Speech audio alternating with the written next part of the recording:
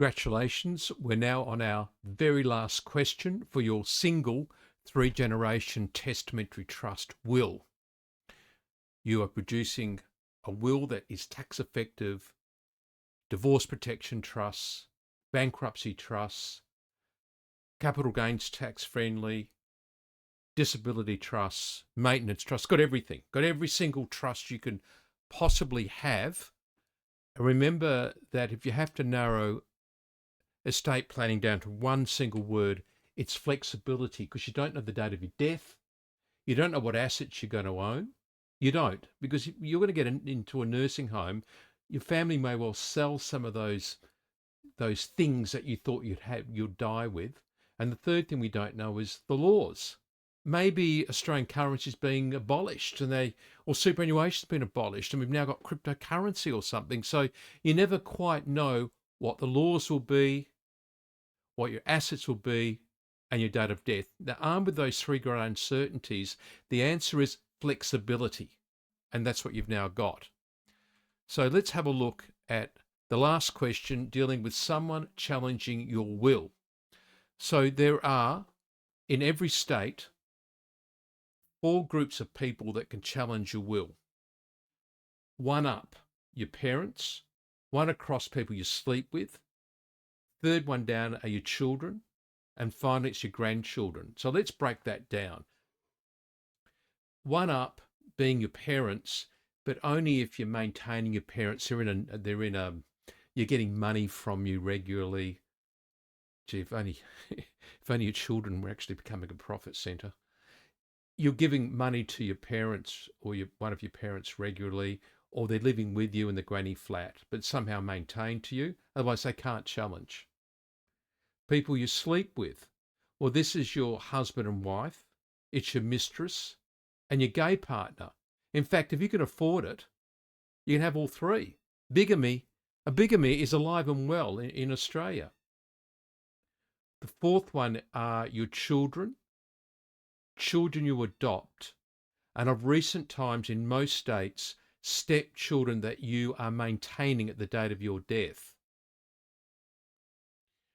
Oh, Professor Davies, what about children that I adopted out? No, children you adopted out are no longer your children at law. They cannot challenge your will. The 4th group are grandchildren, but only if the grandchild is either living with you or the parent themselves have died. They're your 4 groups. Now, it might be the case you're leaving everything equally to your children once you're dead, then you don't need this clause. But if you've got a lover, maybe now's the time to mention them here. So if you've got a de facto relationship, or you've got someone that could potentially make a claim, then we should put their details in here. We only need the country wherever they live. So what are we going to do here to stop them from challenging the will? Well, there's a thing called a considered person clause, and it deals with those 8 jurisdictions where people can challenge a will. New South Wales Succession Act, the Victorian Admin and Probate Act, and goes on to every act. Every state has got their own act, and every territory. So what happened is that we will make it difficult and expensive for the person to challenge the will, because if you press yes to this question and type in their name and address, then we will put in a considered person clause. A considered person clause. It's from an act, and it's not. It's from a court case, and it just shows that you've given thought to the person. It makes it a lot harder for them to challenge. It's not mean and nasty. It doesn't tell a story about you set your child up in business 7 times and what have you. It doesn't tell that story. Remember, this is a public document. When you lodge it for probate, not you, when your family, your executor lodges it for probate because you're dead, then then the Channel 7 news crew, the Australian Taxation Office, the Stamps Office can all get a copy of it. So we don't want to put long stories in it. In fact, you shouldn't, because a will only does one thing. It gives away what you own. We put a considered person clause in. There it is there. The person details. If you've got a second person that may challenge, let's say you've got 2 lovers, then you put them in there. You've got 3. I don't recommend you have 3. It sounds too much hard work. They have no address, just put in their Australian. I just want to, since it's the last question, I just want to touch on burial arrangements as well. You do not put burial arrangements in your will.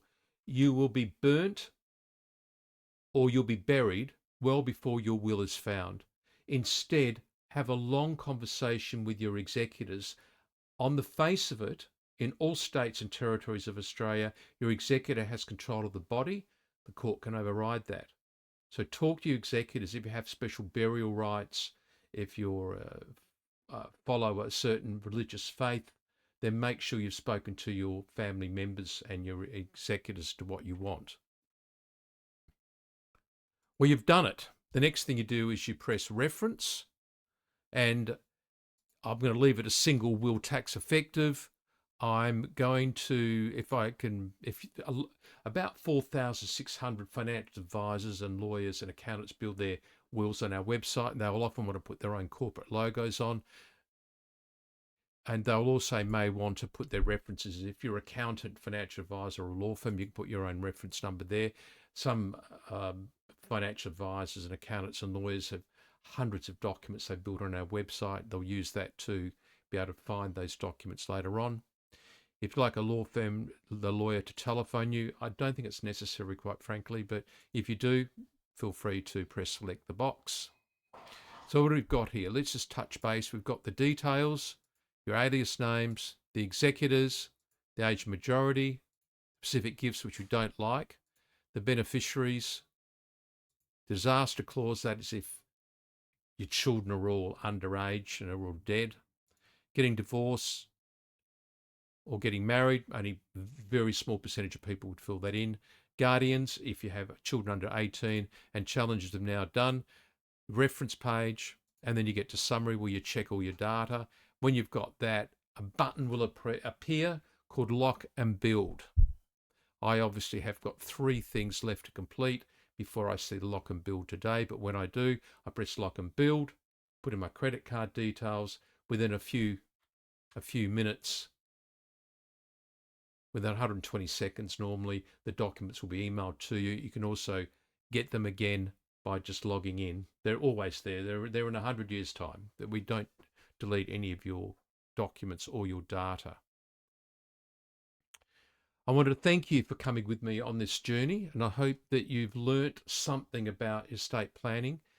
It's really a war at the moment because the government, state and federal, are trying to introduce death duties by stealth.